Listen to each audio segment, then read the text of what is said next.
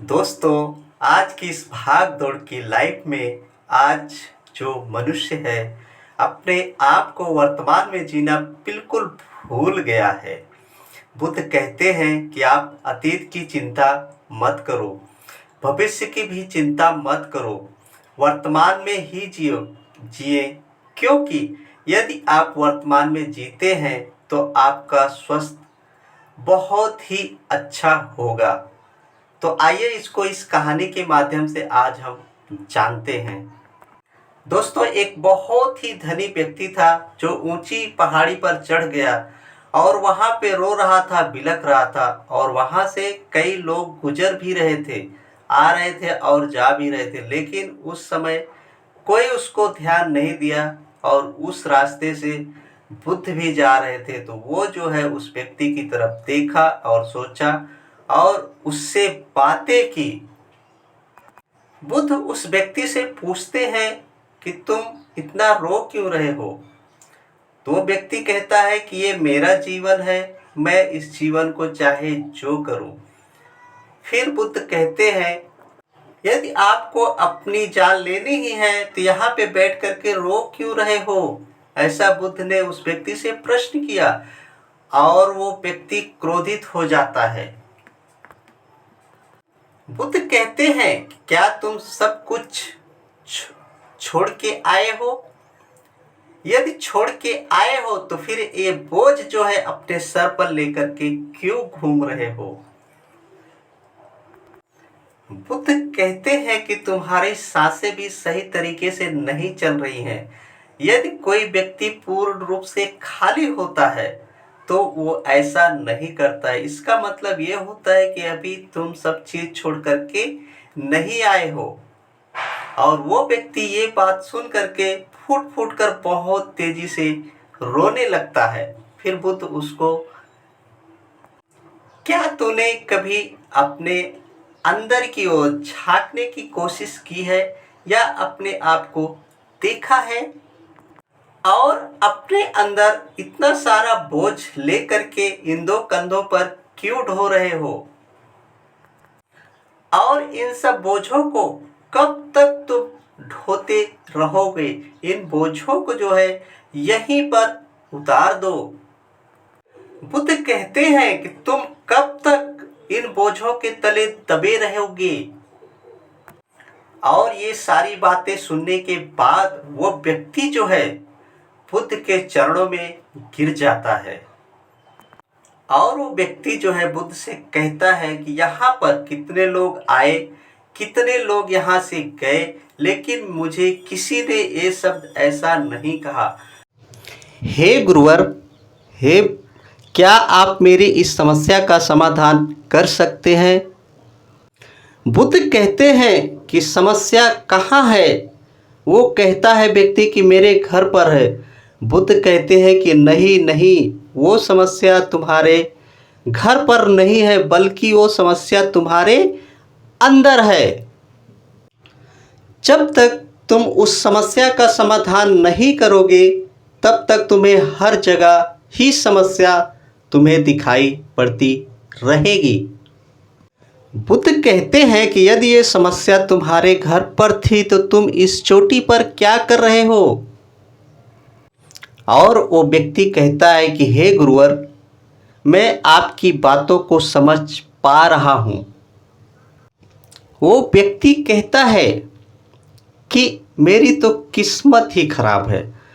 बुद्ध कहते हैं, तुम्हारी किस्मत में क्या खराबी है? वो कहता है व्यक्ति कि हे गुरुवर, मैं एक व्यापार करना चाहता था और अपने परिवार से थोड़े बहुत पैसे लिए और अपने व्यापार को चालू भी किया और मेरा व्यापार जो है बहुत अच्छी तरह चलने लगा।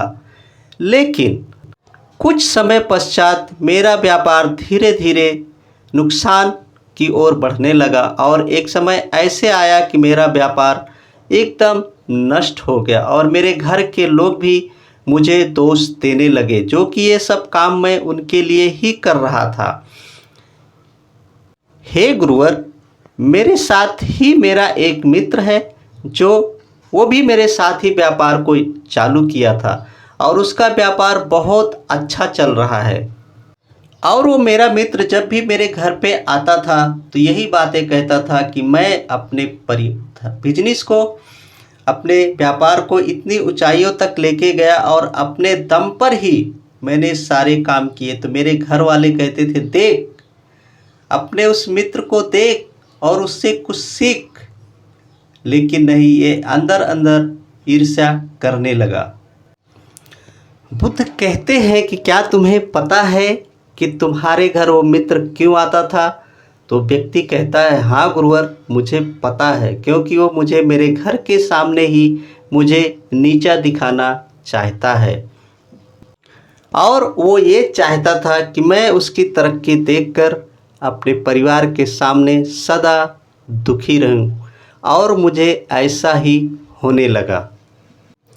बुद्ध कहते हैं कि क्या तुमने कभी उसके व्यापार को देख करके दुख हुआ क्या? तो बुद्ध कहते हैं कि हाँ, मैं तो दुखी रहूँगा ही ना उसके व्यापार को देख करके, क्योंकि उसका व्यापार बहुत फल फूल रहा था और बड़ा हो रहा था। बुद्ध कहते हैं कि एक बात बताओ, तुम्हें किस चीज़ का दुख था? अपनी असफलता का या अपने मित्र के सफलता का? वो व्यक्ति बुद्ध से कहने लगा कि मुझे जो है अपनी असफलता पर इतना दुख नहीं था कि जितना उसकी सफलता पर मुझे दुख था। बुद्ध कहते हैं कि इसका मतलब तो यही हुआ कि तुम अपने मित्र को असफलता देखकर बहुत ही खुश होंगे। तो वो व्यक्ति कहने लगा कि हाँ, मैं बहुत खुश होऊंगा। बुद्ध ये बात सुन करके मुस्कुराते हैं और कहते हैं कि इसका अर्थ तो यही हुआ कि तुम्हारी खुशी जो है तुम्हारे ऊपर नहीं बल्कि तुम्हारे मित्र के ऊपर निर्भर करती है। यदि तुम्हारा मित्र चाहे तो तुम खुश रह सकते हो, यदि वो चाहे तो तुम दुखी रह सकते हो, क्योंकि तुम्हारा अपना तो कुछ है ही नहीं। तुम तो अपने मित्र के गुलाम बन करके रह गए हो। यदि यही समस्या है तो तुम्हारी इस समस्या का कोई समाधान नहीं है। इसका मतलब तो यही हुआ कि ना तुम तो अपने कर्मों से सुखी रह सके और ना ही अपने कर्मों से दुखी। इसका मतलब यही है कि तुम्हारा कुछ तो है ही नहीं। बुद्ध कहते हैं कि इसलिए मैं तुम्हारी समस्या का कोई भी समाधान नहीं कर सकता हूँ। और वो व्यक्ति कहता है कि हे गुरुवर, आपसे बात करते करते मुझे बहुत सारी आशा हो गई है, आप ऐसा ना करें, मुझे कोई उपाय जरूर बताएं। हे गुरुवर, आपने ही मुझे जाना है और समझा है और पहचाना है, इसलिए मैं आपसे विनती और प्रार्थना करता हूँ कि आप जो है हमें जरूर कोई समाधान बताएं। बुद्ध कहते हैं कि यदि कोई किसी से आशा बांध लेता है और वो उस पर खरा नहीं उतरता है तो तुम्हारा दुख इसी कारण से आगे बढ़ता चला जाएगा। यदि मैं इस समस्या का समाधान ना भी बताऊं तो भी तुम दुखी रहोगे। यदि मैं कोई रास्ता तुम्हें बता देता हूं, उससे कोई थोड़ा बहुत समाधान मिल भी जाता है, लेकिन जो तुम्हारा मित्र तुम्हारे घर पर आता था वो सब बताने के लिए इतनी कड़ी मेहनत की है, क्या तूने कभी गौर किया है कि तुम्हारा मित्र तुम्हें क्या बताता है? बात तो तुम्हारा मित्र बिल्कुल सच ही कह रहा है। किस प्रकार से वो संघर्ष किया और अपने व्यापार को आगे तक बढ़ाया। और वो जो तुम्हारा मित्र है तुम्हें अपने अनुभव की ही तो बात बता रहा है। यदि तुम चाहो तो उस अपने मित्र के अनुभव का सही दिशा में उपयोग करके तुम भी एक व्यापार खड़ा कर सकते हो या उसको व्यर्थ ही जाने दो। यदि तुम चाहो तो अपने मन में ईर्ष्या जैसे द्वेष खड़ा कर सकते हो, लेकिन समझदारी इसी में है कि उसने जो बताया है मार्ग उसको लेकर के आप अपने व्यापार को आगे बढ़ा सकते हो। यदि तुम चाहो तो अपनी बुद्धि का इस्तेमाल करके, उसके अनुभव का इस्तेमाल करके आगे बढ़ सकते हो।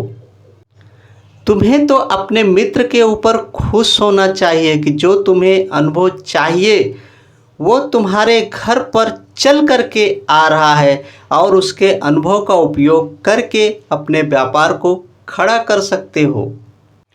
इस बात का तो तुमको तुम्हारे मित्र का या अपने मित्र का जो है धन्यवाद करना चाहिए, क्योंकि वो अपना अनुभव तुम्हारे घर पर आकर के दे रहा है। जो तुम अपने जीवन में अपने आप नहीं प्राप्त कर सके, इसके लिए आगे बढ़ो, संघर्ष करो और उस अनुभव का इस्तेमाल करो और कभी हार मत मानो। देखिए, समय कैसा भी हो, अच्छा या बुरा, गुजर ही जाता है।